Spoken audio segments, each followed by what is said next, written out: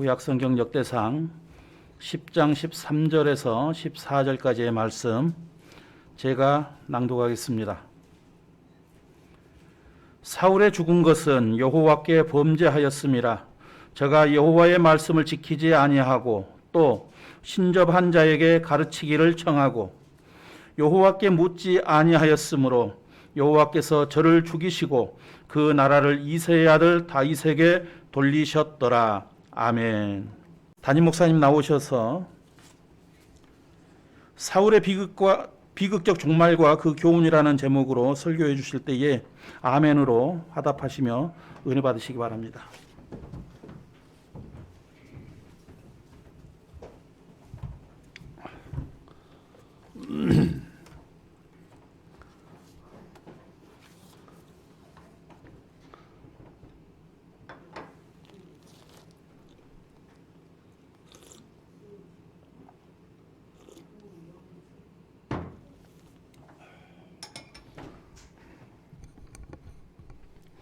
부원사님이 어디 교통사고 당하셨어요?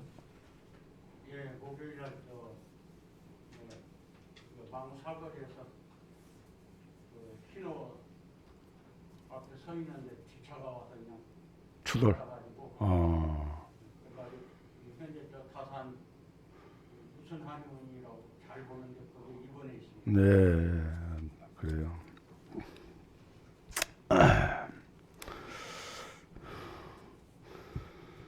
오늘 봉독한 하나님 말씀 보면은 그 신중하게 조심하지 않고 되는 대로 살다가 결국은 비극적인 생애를 이렇게 마감한 한 사람이 등장합니다. 이 사람은 이스라엘 나라의 초대 왕이었던 사울입니다. 이 사울왕은 성경에 보면은 아주 대단한 인물이었습니다. 그럼에도 불구하고 사울의 인생은 비극으로 막을 내립니다. 출발할 때는 화려했죠. 명문 지파, 명문 가정에서 출생했고 또 외모를 볼 때도 아주 이스라엘 온 나라에서 사울보다 더 준수한 자가 없었다. 이렇게 성경은 기록하고 있는데 그만큼 사울은 뛰어난 인물이었습니다. 또 선지자 사무엘에 의해서 기름 부음을 받았고 수많은 사람 가운데서 제비뽑기로 하나님의 뜻에 의해서 왕으로 이렇게 세움을 받은 사람이 사울입니다. 사울이 왕이 되기 전에 암몬 왕 나하스가 쳐들어와서 야베스를 포위했을 때 사울이 33만의 대군을 이끌고 이를 무찔렀고 또 게바에 있는 블레셋 수비대까지 격파를 했습니다. 그런가 하면은 그 아들 요나단을 보내서 베냐민 땅에서 블레셋을 무찌르고 21만의 대군을 이끌고 아말렉을 공격을 해서 아말렉을 애굽으로 완전히 쫓아내버리고 아말렉의 왕이었던 아각을 처형을 하는 이런 큰 전공을 세우기도 했죠. 그만큼 사울은 그 시대에 뛰어난 인물이었어요. 그래서 이제 이스라엘 초대 왕이 됩니다. 우리가 지금 KBS 드라마 태종 이방원 이런 드라마를 하는데 저도 이런 역사물을 좋아합니다. 그런데 고려 태조였던 왕건이나 또 조선의 태조였던 이성계나 이런 어떤 그 왕조를 세우는데 크게 기여한 그런 그 첫 임금을 태조라 그러잖아요. 그러니까 이스라엘 온 나라에서 이스라엘 역사 가운데서 처음으로 왕으로 세움을 받은 사람이 사울입니다. 태조예요, 태조. 그만큼 역량과 자질과 능력을 갖춘 인물이 사울이었고 또 한때이긴 하지만은 사울이 하나님의 신의 감동을 받아서 예언을 하기도 했고 정말 백성들의 지지와 환호를 받는 그런 왕이 사울이었는데, 그런데 이제 세월이 흘러가면서 이 사울이 변하기 시작을 하는데 하나님의 뜻과는 상반되게 생활을 하고 하나님의 은총을 입고도 이것을 유지하지 못한 채 아주 그 말년이 불신앙과 허물로 비참하게 막을 내리죠. 마지막 전쟁은 길보아 전쟁에서 이 블레셋과의 전투를 할 때 그 아들이었던 요나단과 아비나답과 말기수와 이 세 아들과 이 사울이 함께 이 사부자가 전쟁터에서 죽음을 당합니다.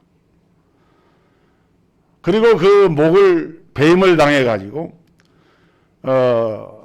블레셋의 다곤 신당에 사울의 목을 걸어놨어요.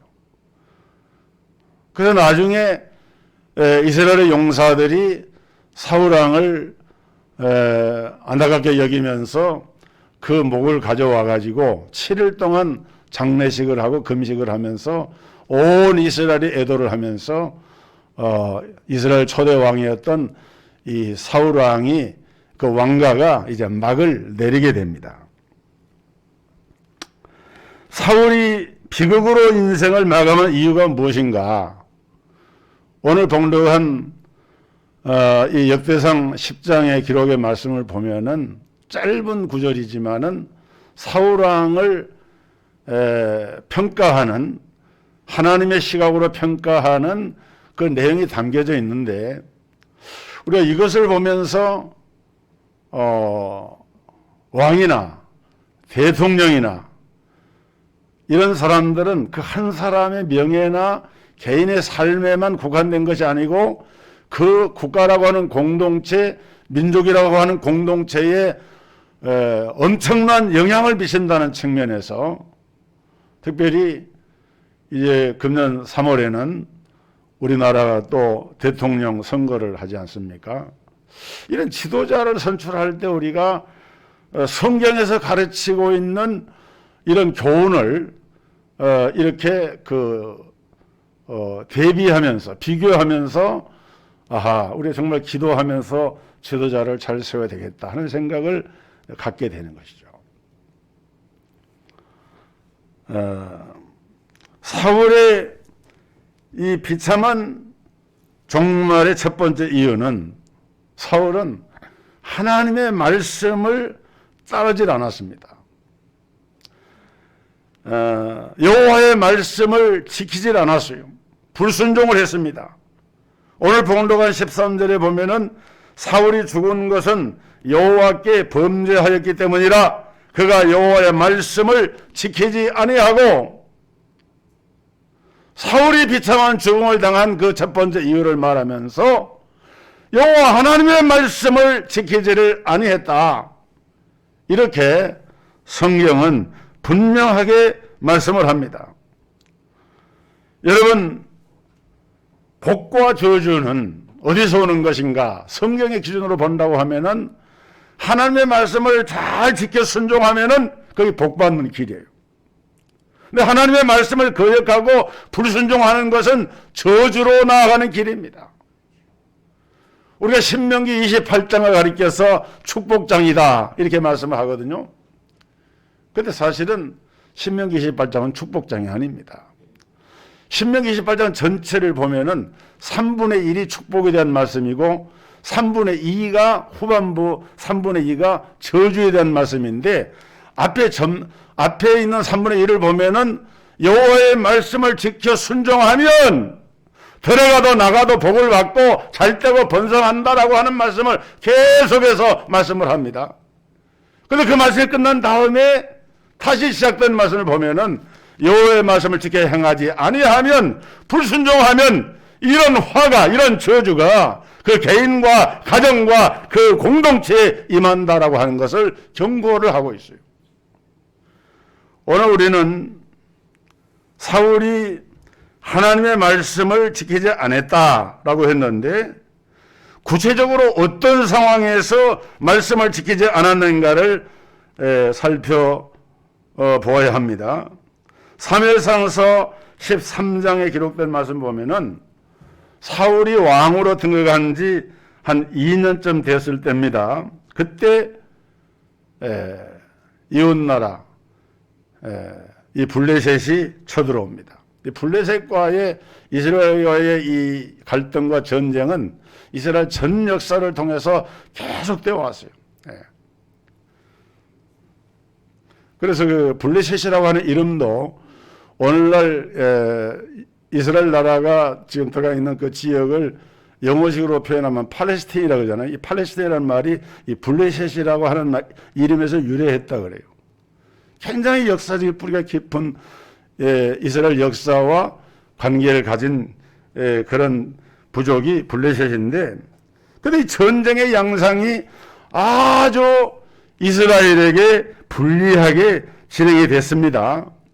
왜냐하면 블레셋 사람들은 그때만 해도 이미 철병기를 가지고 무기를 만들고 굉장히 호전적이고 강한 그런 부족인데, 이스라엘은 이제 신생 왕정 국가로 출발한 지 2년밖에 안 됐고, 사울이 용감한 용사였지만은 전쟁을 많이 했던 사람이지만은, 그래 이 블레셋과의 싸움을 어떻게 하냐에 따라서 국가의 운명이 이제 결정될 수 있는 중요한 시점이기 때문에, 그래서 하나님의 도움이 절실히 필요했던 사울왕이 그 당시 라마에 있는 사무엘 선지자에게 사람을 보내서 속히 와달라고 요청을 합니다. 이유는 뭐냐?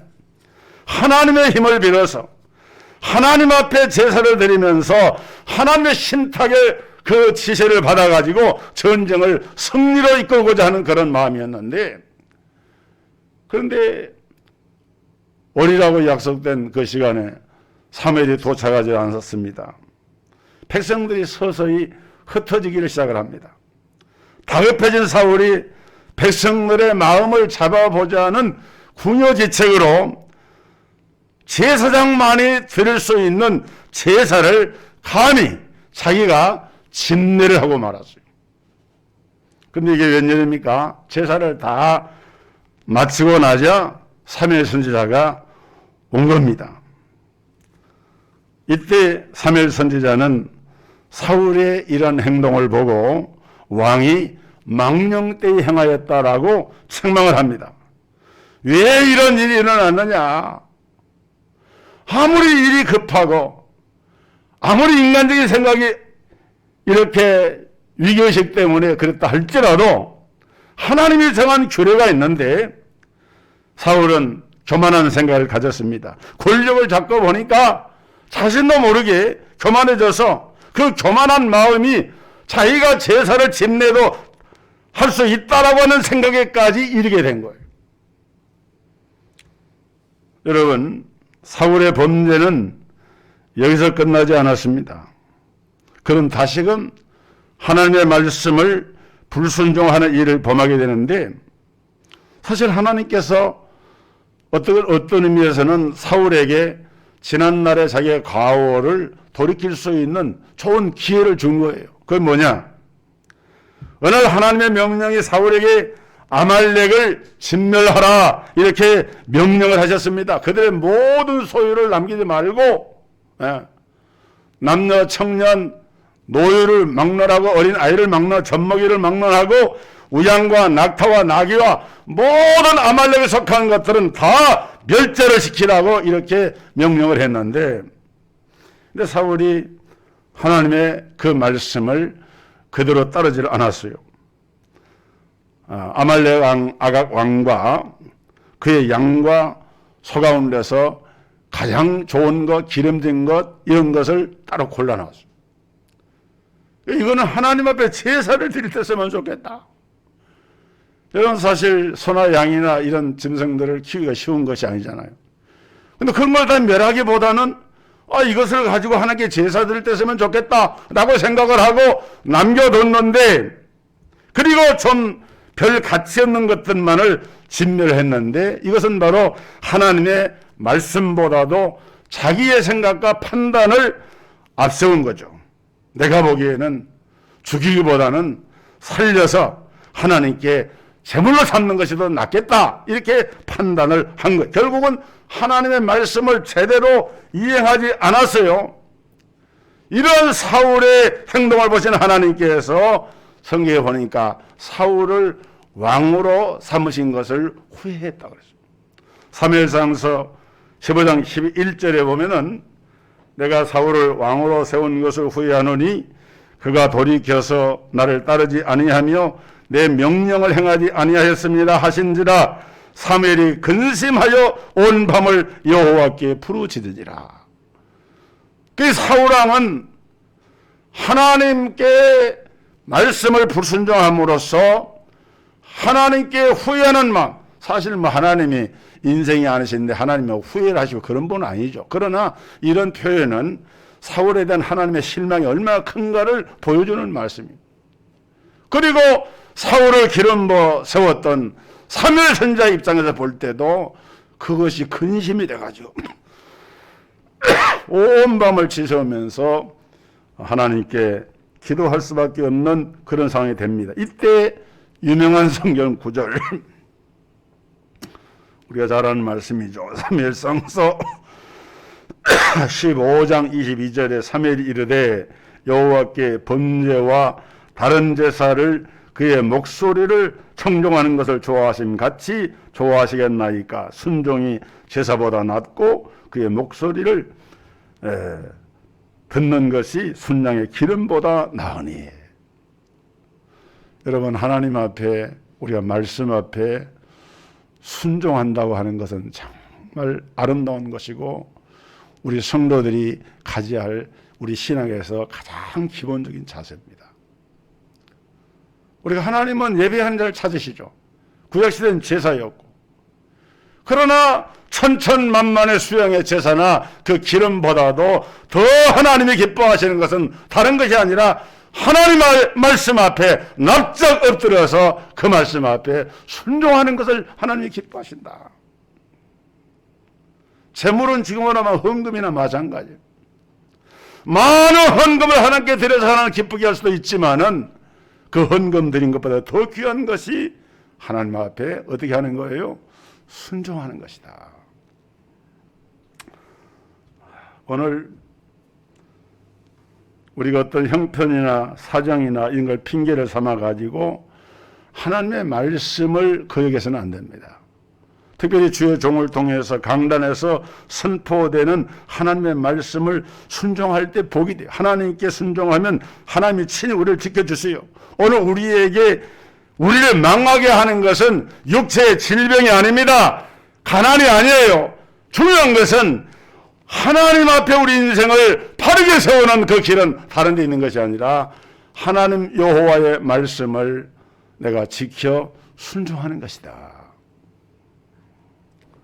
오늘 그렇기 때문에 받은 은혜가 크면 클수록 여러분 겸손으로 옷을 입고 교만을 물리치고 하나님 앞에 말씀에 순종하는 우리 성도들 되시기를 주의 이름으로 축복합니다. 두 번째로 사울의 비극적 종말은 점쟁이를 찾아가서 도움을 청한 데 있습니다.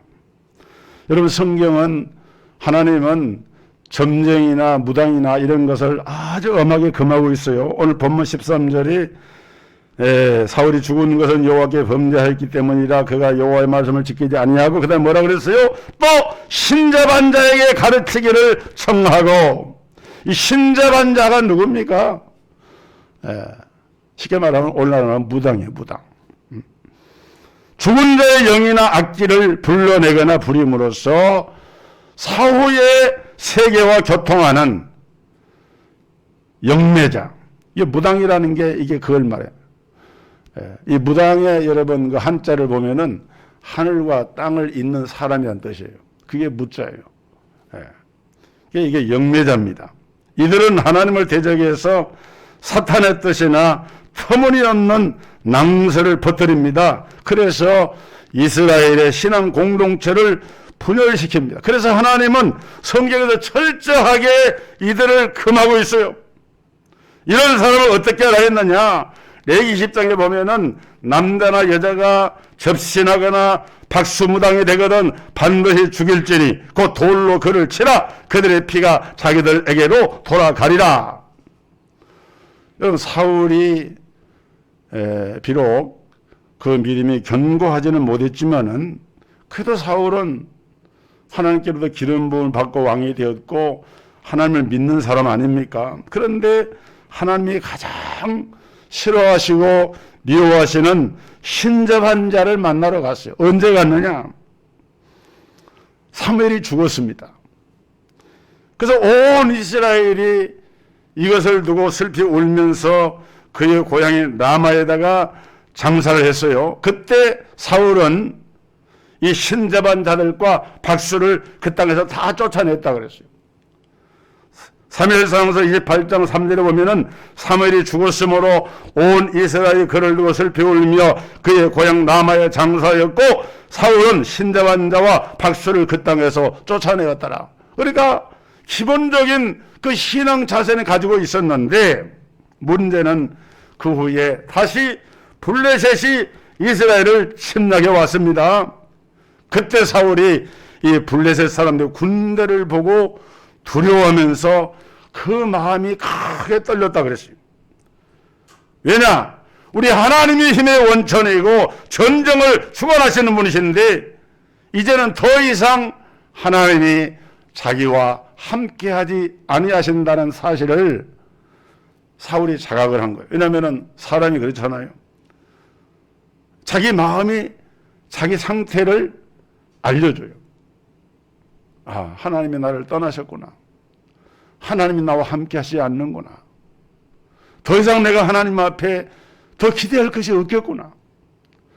이런 비극적이고 인간적인 불안감과 두려움이 휩싸이면서 마음에 병이 들고 그 마음의 병이 각종 질병에 시달리게 만들고 그래서 사울왕도 자기에게 임한 전쟁의 불안감과 이 자기 앞날에 대한 이 불안감 속에서 예전에 자기가 쫓아냈던 무당과 점쟁이를 찾아갔어요.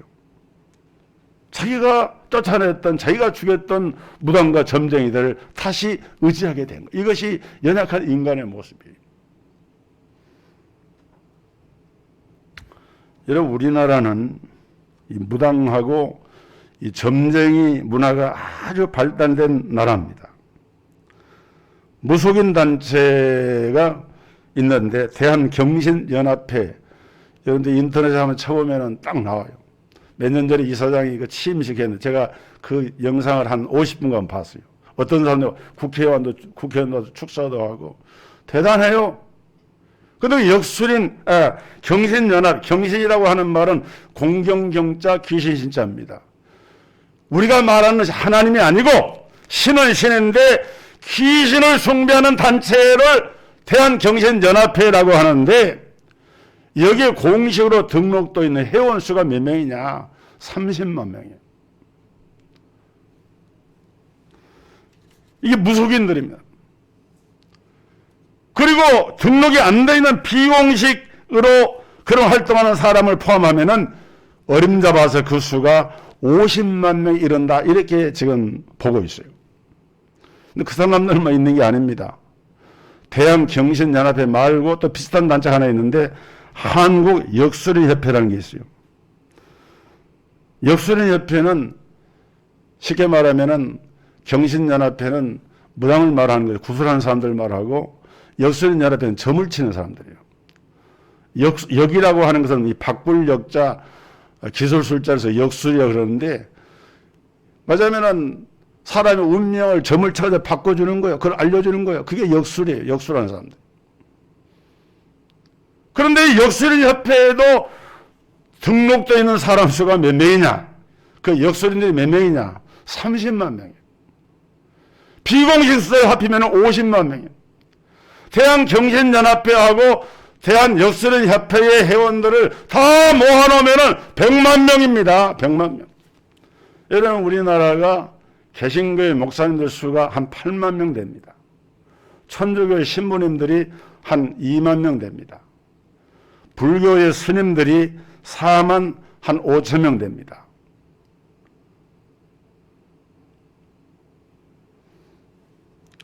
거기에 비해서 우리나라의 전하고 무당하고 이런 무속인들의 규모가 엄청나요, 엄청나. 예? 그래서 우리나라 사람들은 툭하면은 고사를 지내요. 집을 살 때도, 집을 지을 때도, 다리를 놓을 때도, 심지어는 대한항공 같은 큰 항공사에서 새 비행기가 들어와서 비행기 취향을 할 때도 고사를 지내고 하더라고요. 여러분, 외국의 회사들이 우리 국내로 들어와서 사업을 할 때 제일 이해하지 못하는 것이 고사 문화라고 그래요. 한국 사람들이 돼지머리를 거기다 놓고 절하면서 자기들 문화에서는 볼 수 없는 것이니까. 그래서 예전에는 이런 걸 하면은 되게 미신이라 그러고 무속이라 하고 무당들을 좀 이렇게 낮춰봤잖아요, 사람들이.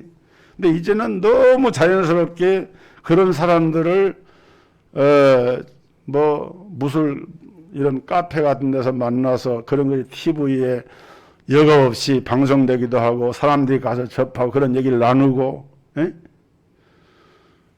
정말 우리 한국의 이 무속 문화가 엄청나게 정신문화를, 그래서 이 사람들이 예술인, 민속문화가 무형문화재 이런 것이 등록이 돼가지고 제대로 예술 행세를 하고 문화재 행세를 합니다. 예, 이런 상황이 됐어요.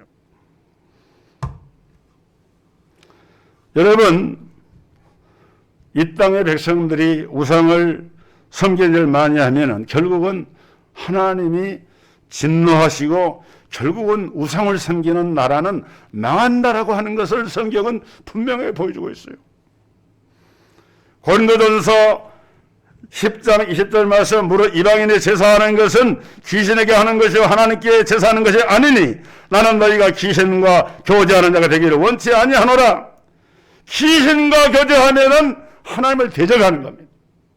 사울이 왜 망했느냐? 사울이 왜 비참한 최후를, 종말을 맞을 수밖에 없었느냐? 왜 사부자가 블레셋과의 길보아 전투에서 하루 사이에 목숨을 잃고 그 목이 잘려져가지고 저 이방의 신랑인 다곤 신랑에서 그 목이 이렇게 달려져서 그런 비참한 그런 최후를 맞이했느냐? 하나님을 이와 같이 대적하는 우상 숭배와 거기에 들어가 있기 때문에 그 결과가 그렇게 나타난 거예요. 하나님을 떠난 불신앙. 그렇기 때문에 사울에게 찾아온 위기는 블레셋 군대가 쳐들어온 것이 위기가 아니라 그가 그 마음에서 하나님을 모시는 자리를 잃어버린 여기에 있었다. 사랑하는 성도 여러분, 오늘 우리는 하나님을 만날 만한 때에 찾아야 돼요. 가까이 계실 때 그분을 불러야 돼요. 이사야 55장 6절에 너희는 여호와를 만날 만한 때에 찾으라. 가까이 계실 때 그를 부르라. 악인은 그의 길을 불의한다는 그의 생각을 버리고 여호와께로 돌아오라. 그리하면 그가 긍휼히 여기시리라. 우리 하나님께로 돌아오라. 그가 너희에게 용서하시리라 그랬어요. 우리 신앙인의 최대 무기는 다른 것 없습니다. 하나님을 믿는 믿음과 그 하나님께 기도하는 거예요. 하나님을 믿는 믿음과 기도. 이 믿음과 기도가 없으면은 우리 신앙인은 힘을 상실하게 됩니다. 그런데 간혹 보면은 예수를 믿는 사람인데, 예수 교인인데, 아직도 점쟁이를 찾아가는 사람이 있어요. 남편의 진급이나 자녀의 시험 합격이나 자기의 자녀를 결혼시키거나 궁합을 보거나 이사할 때 길이를 택하고 이런 걸 물어봐야만이 마음에 안심이 되는 그런 사람들이 우리 주변에도 부지기수로 많아요. 그런 사람들이. 그런데 여러분 아셔야 될 것은 그런 것은 어떻게 해요? 성경에 보면은 오늘 말씀에 의하면은 망하는 길이에요. 망하는 길이에요. 여러분 성경에 보면은 그래서 이제 사무엘이 그 신접한 자를 찾아가 가지고 나중에 보면 사무엘이 그 영이 올라오잖아요. 그래서 이걸 또 이제 신학적으로 해석할 때 이게 진짜 사무엘의 영이냐 어쩌냐 논란이 많은데, 여러분 귀신은 속이는 영입니다. 사무엘의 영이 거기에 올라올 이유가, 무당에 불러 사무엘의 영이 올라오겠어요? 그럴 수가 없는 거야. 그런데 헛것이 보이게 하고 사람들을 기만하고 사면에 변장한 마귀의 메시지를 그대로 전달하는 신자반자 무당의 말을 들으면서 마치 그것이 무당이 그 혼을 불러온 것처럼 이렇게 말하고 그걸 받아들이는, 그게 일반 사람들은 그럴 수 있다 하지만은 예수 믿는 믿음과 신앙을 가진 사람들이 그런 생각을 가진다고 하면은 이 얼마나 하나님 앞에 불공한 일입니까? 속지 마세요. 사탄의 교만, 속임수 정말 조심하고 우리 깨 있어야 돼요.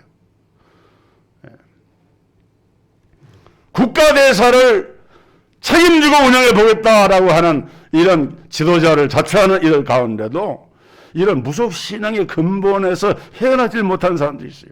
경계해야 돼요. 세 번째로 사울의 비극적인 종말은 하나님께 물어보지 않았기 때문입니다. 사울은 하나님의 뜻을 알아보려고 하는 일체의 노력을 하질 않았어요. 14절에 보니까 여호와께 묻지 아니하였으므로 여호와께서 그를 죽이시고 그 나라를 이새의 아들 다윗에게 넘겨주셨더라. 성경을 보면은 그 쫓기다가 사울이 길보 언덕에서 할례받지 않는 블레셋 사람이 죽을 것이 두려워가지고 자기의 그 무기를 맡은 자, 자기의 부관에게 그걸 나를 찌르라고 합니다. 그런데 그 부관이 차마 자기 상전을 죽일 수가 없으니까 주저하니까 사울이 스스로 그 칼을 들어서 자기 몸을 배를 찔러서 거기서 죽어요. 근데 성경은 블레셋에게서 죽었다, 사울 자신을 죽었다 이렇게 말하지 않고 여호와께서 그를 죽이시고 그랬어요. 하나님께서 사울을 그렇게 몰아가신 거예요. 왜 그랬느냐? 이게 뭐라고 했습니까? 여호와께 묻지 아니했으므로 그랬습니다. 이 말이 무슨 뜻이냐? 사실 사울은 사무엘상서 28장 6절 말씀을 보면은 하나님의 뜻을 물어봤어요. 물어보려고 노력을 했어요. 하기도 했어요. 그런데 왜 하나님은 여호와께 묻지 아니했다고 이렇게 말씀하느냐? 사울이 물어본 것은 형식적이었습니다. 성심성의를 다해서 하나님께 묻지 않았어요. 자기의 죄를 회개하면서 이 묻다라고 하는 히브리 말의 원래 뜻이 주의해서 찾는다 이런 뜻을 가지고 있어요. 그냥 건성건성하게 물어본다 그런 말이 아니고 정말 진지한 태도를 가지고 진리를 구하는 그런 태도를 가지고 금식도 있고 눈물의 회개도 있고 마음에 담긴 기도도 담아가지고 그렇게 찾고 구해야 되는데 사울에게는 이미 그런 마음이 없는 거예요. 영적 불이 꺼져버렸습니다. 심령이 메말랐어요. 갈라진 땅처럼 바짝바짝 말라버린 나무처럼 하나님의 말씀에 대한 불순종과 하나님의 말씀을 전하는 종과의 관계가 단절이 되고 기도를 등한히 하고 이런 모든 영성의 상태가 바닥이 나버리고 보니까 그것을 회복하고자 하는 어떤 간절함도 진지함도 그런 기도도 이미 사울에게서는 다 떠나가 버린 거예요. 이런 반면에 이렇게 하나님께 묻지 않았던 사울과는 달리 매사에 하나님 앞에 기도하면서 하나님의 뜻을 구했던 다윗은 어떻습니까? 여러분 성경을 보면 오늘 읽은 말씀 그 다음 장에 11장에 보면은 다윗이 헤브론에서 왕으로 기름 부음을 받고 세워진 장면이 나옵니다. 이제 완전히 그게 달라진 게 왕조가 달라져 버린 거예요.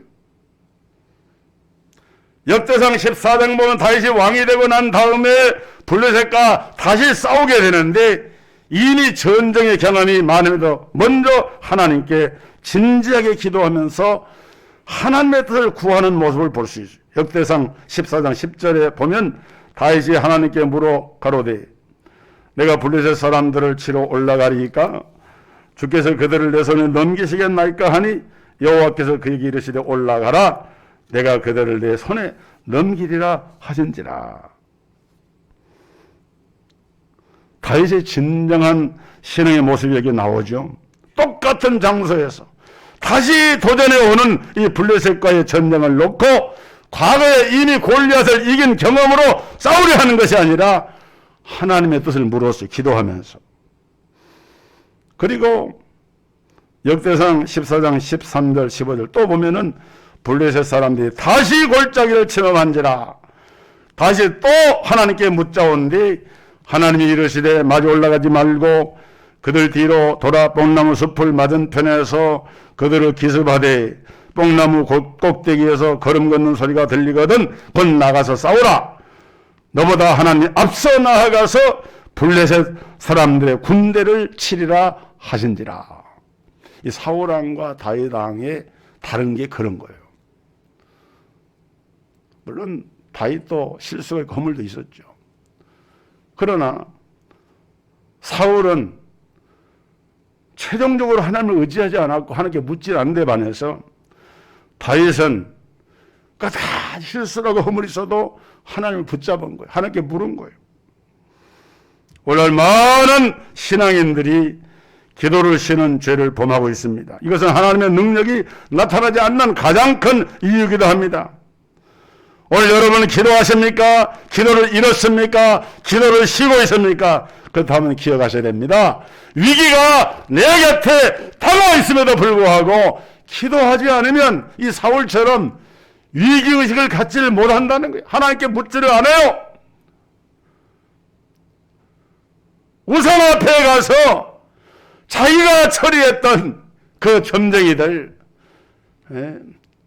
그걸 다시 불러들인다 이거예요. 결국은 사울은 불행한 죽음을 맞았습니다. 이스라엘의 왕국 시대를 열었던 초대왕, 위대한 왕이었던 사울이 왜 이렇게 비참한 죽음을 당했느냐?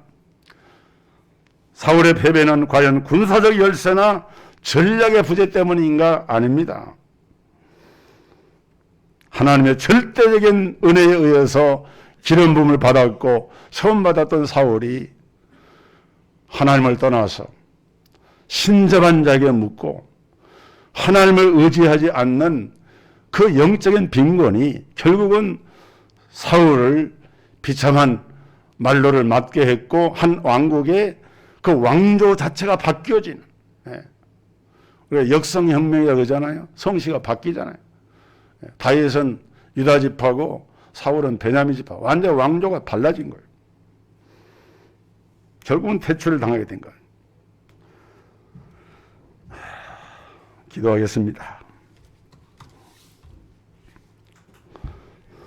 은혜로우신 하나님, 우리가 인생을 시작하고 사역을 시작하는 것도 귀하고 아름답지만은 가장 아름다운 것은 인생의 마지막을 잘 마무리하는 것이고 사역의 마지막을 하나님 뜻 가운데 인도받는 인 줄로 압니다. 초대왕 사울이 교만하고 하나님 말씀을 불순종하고 그리고 신접한 자에게 묻고 하나님의 그 권고와 그 말씀을 외면했을 때 그는 불행한 종말을 고하는 인생이 될 수밖에 없었고 이스라엘 역사에 엄청난 이제 파문을 가져올 수밖에 없었던 것을 기억합니다. 우리 동서교회와 우리 모든 성도들에게 하나님 이 시대를 살아가면서 시대를 분별하고 또 우리 역사 가운데서 섭리하시고 인도하시는 하나님의 뜻이 어디에 있는가를 기도하는 가운데 잘 깨닫고 성령의 인도를 받아서 정말 우리 자신의 삶뿐만 아니라 나라와 민족과 장래를 하나님 인도를 구하는 우리의 모든 이 나라 이 백성들이 되게 하시고 우리 동서교회와 우리 모든 성도들에게 이런 은혜가 임하기를 원하오며 예수 그리스도 이름으로 기도드리옵나이다. 아멘.